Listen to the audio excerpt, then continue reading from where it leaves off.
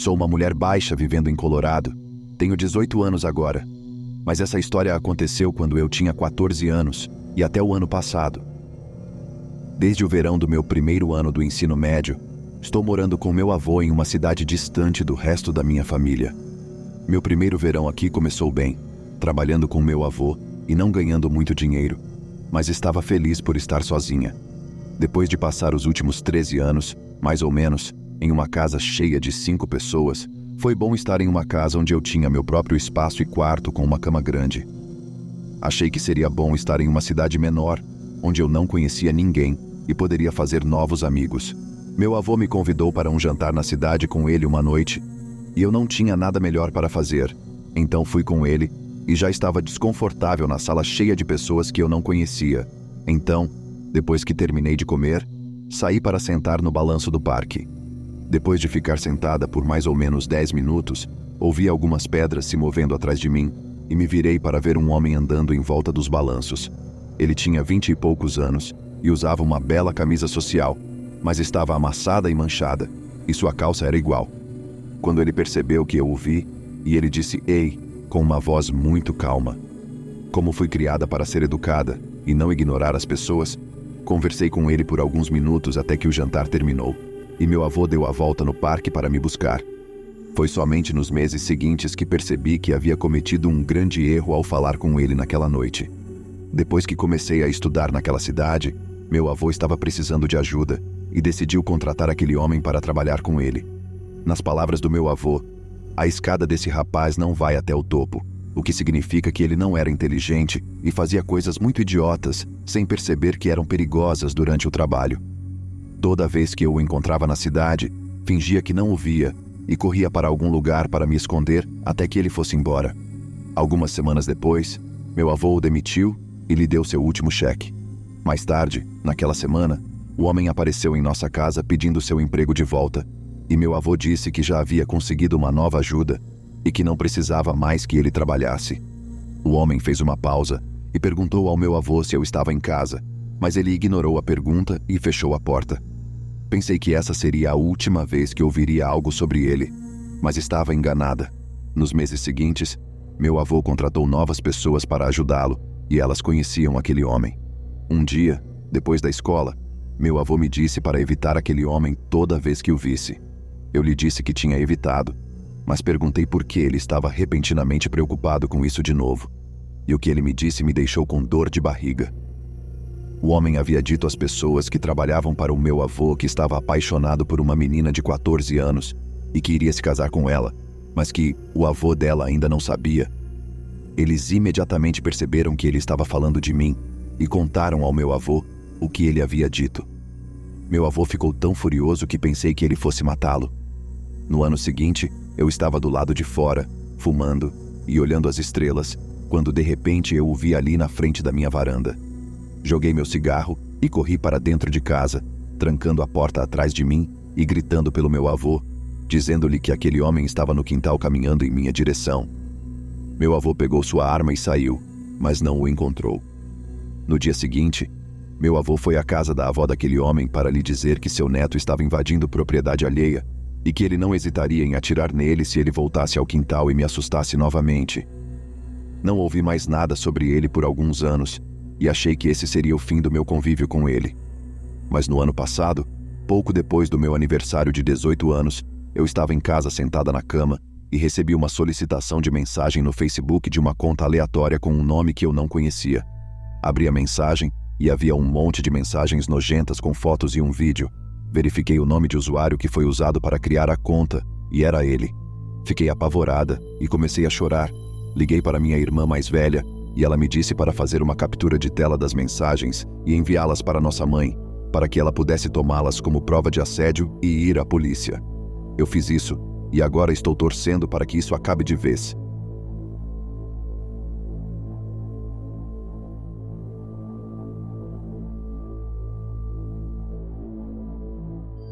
Eu moro em uma cidade no nordeste da Índia, mas eu e meus pais sempre vamos à casa de nossa avó nos feriados e ocasiões no interior.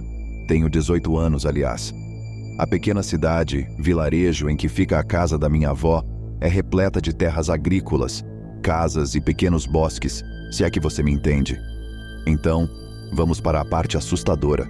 A cidade é como qualquer outra cidade comum em nosso estado, mas ao longo dos anos, as pessoas viram algumas coisas estranhas. Há inúmeras histórias, mas vou escrever as que me lembro.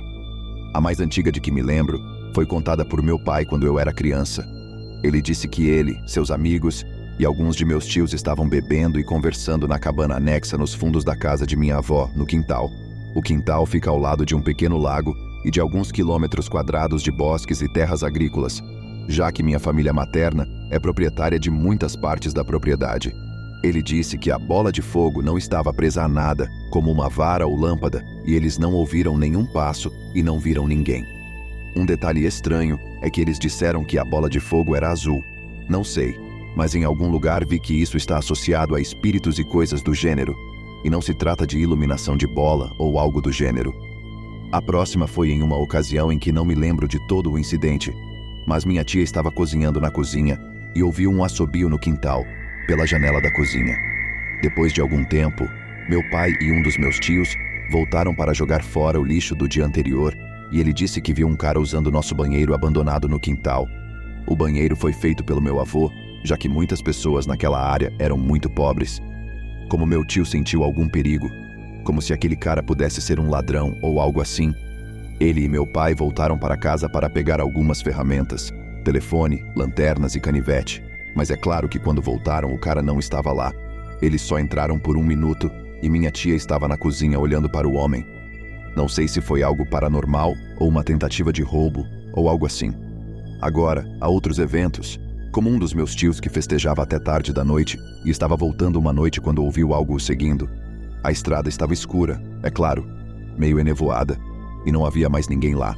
Então, é claro, ele ficou com medo e começou a olhar para trás com a lanterna do celular e a andar rápido, quando os passos começaram a assustá-lo. Ele tocou a oração, Canto de Deus em seu celular, e começou a andar rápido. Mas depois de alguns passos seu celular morreu, e ele pôde ouvir os passos o perseguindo. O estranho é que cada vez que ele dava as costas, parecia que os passos recomeçavam, e assim que ele virava novamente, eles paravam.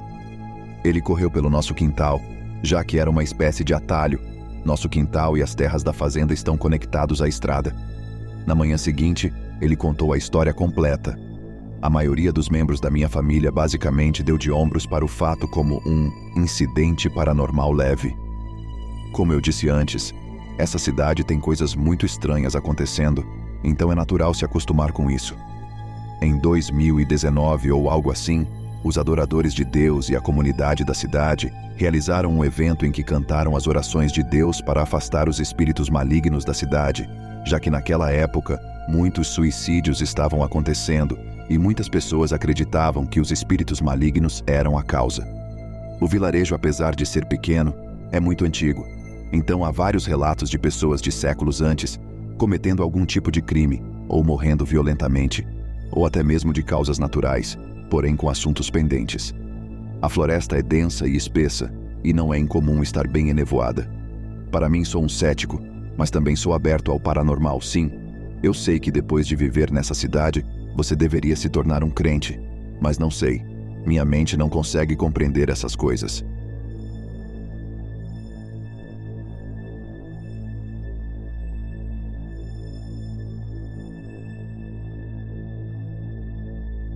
Cresci em uma cidade pequena, do tipo em que as pessoas não trancam as portas, pelo menos não costumavam trancar. Quando eu tinha cerca de 14 anos, fui chamada para ser babá de um dos meus clientes habituais que tinha 3 filhas. Era dezembro, então estavam acontecendo muitas festas de Natal. Cheguei e seguimos as regras habituais. Ela mencionou que a TV do andar de cima estava estragada, então, assim que eu as colocasse na cama, poderia ir até o outro andar para assistir à TV.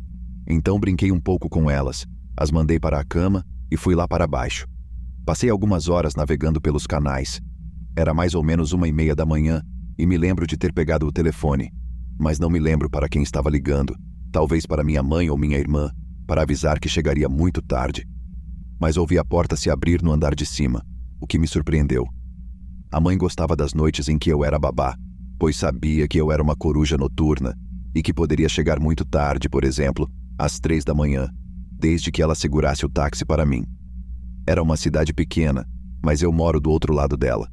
Quando subi as escadas, ouvi alguém tropeçar e acelerei o passo para me certificar de que ela estava bem. Mas encontrei 3 pessoas que nunca tinha visto antes. Havia uma mulher claramente bêbada deitada na porta e 2 rapazes. Os rapazes pareciam tão surpresos em me ver quanto eu estava com eles. Perguntei por que eles estavam ali. A moça disse em voz baixa que eles estavam lá para a festa. Fiquei confusa e perguntei se eles conheciam a Helen, a mãe. Um dos rapazes me olhou de cima a baixo e eu comecei a ficar ainda mais desconfortável com toda a situação. Ele perguntou se eu estava aqui sozinha. Lembro-me de não querer responder, pois só conseguia pensar no fato de que havia 3 meninas dormindo na casa. Decidi que, em vez de responder, eu simplesmente diria que não havia festa aqui e que eles precisavam ir embora. A garota admitiu que estava aqui para a festa. O rapaz que havia me feito a pergunta deu um passo à frente.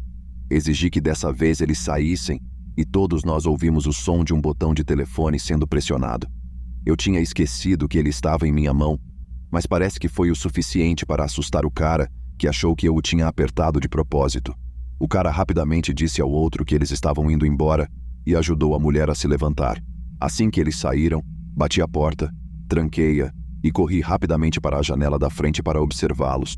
Eles continuaram subindo o quarteirão, de modo que não estava apenas confundindo os números das casas para eles. A mãe voltou para casa 2 horas depois e ficou confusa com o fato de a porta estar trancada. Ela estava muito bêbada, então eu lhe disse que isso me fazia sentir segura. Eu me sinto estúpida por não ter contado a alguém, mas eles realmente não fizeram nada.